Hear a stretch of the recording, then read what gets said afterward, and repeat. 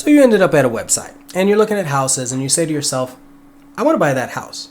But you have no clue where to start or who to call. But you got smart. You went online and you said, how do I buy a house? And now you're watching this video.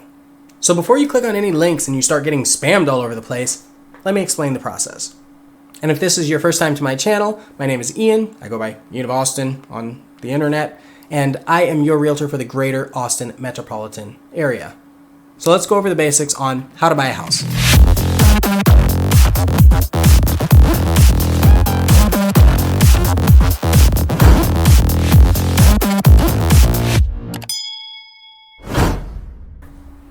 I highly suggest that the first thing you do is determine your budget.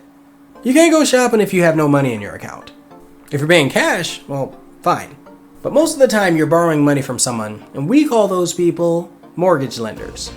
Now, all the money eventually comes from the bank, but interest rates, fees, customer service, the ability to actually make it through the entire process, all of that's going to depend on who you choose to represent you as your lender. And if you don't know one, your realtor will. Again, this is still the first step, so get with your realtor. Generally a free service for buyers.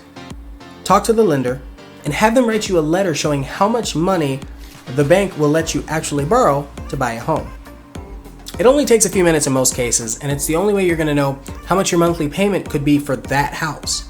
And then you know you're not just window shopping. You have something substantial to say, hey, if I wanted to spend this much on a house, I can. Well, next you got to find a house. There are lots of websites out there that'll let you see houses. Probably too many. You can drive around and see some houses. You can click on Facebook ads. Doesn't matter. What matters is that your realtor and maybe your lender are part of the search process, because if you see a sales price, it's almost never that simple. The sales price doesn't dictate the monthly payment. I repeat. Your sales price cannot give you your monthly payment. You don't have enough information. Also, you might want a house in a brand new neighborhood or a certain school district or in a certain neighborhood. Your realtor can help you with that and save you tons of hours in your search process. So I guess I'd encourage you to have that discussion up front so you're answering all those questions and saving everyone time. And if you're out running around or looking at something and you say, you know what, I kind of like this house, call or text your realtor immediately so they can review it for you. And this is what we get paid for, so don't feel like you're wasting anybody's time. I had a client say that to me once, like, I don't want to bother you. And I'm like, you know I'm unemployed if I'm not helping you, right? And let's say, hypothetically, your realtor isn't me. If they get annoyed by that, go find another. There are plenty. But do right by people. Don't go sneak around with 6 or 7 realtors without letting them know up front. It's a relationship and hopefully a friendship. So now you need to submit an offer. Putting in an offer is a paperwork exercise, no doubt. You and your realtor write it out, mostly digital these days. You send it out for electronic signature, and then you wait for the listing realtor to review it with their sellers. And hopefully everyone accepts. At this point, when everyone agrees, you pay a small deposit. It goes pending on every website, and you have a few days to get inspections and final negotiations done. And then you're actually under contract, but it's like third base. You're not actually at the finish line. Once the buyer, you, and the seller have signed, then you still have about a month to get all of the inspections and the final paperwork to the lender.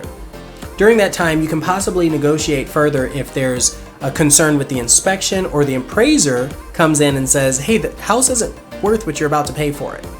You also need that time to get the rest of the money together for your down payment and your closing costs.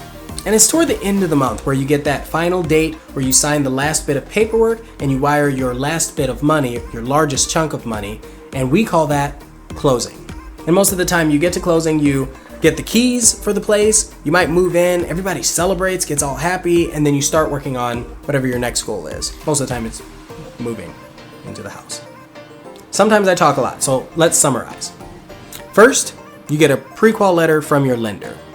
Next, you shop for homes with your realtor. Then, you submit an offer.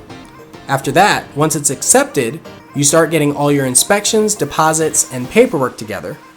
And finally, you go to closing and everyone parties. It's pretty simple, right? Or at least it is when you have the right team of people working alongside you.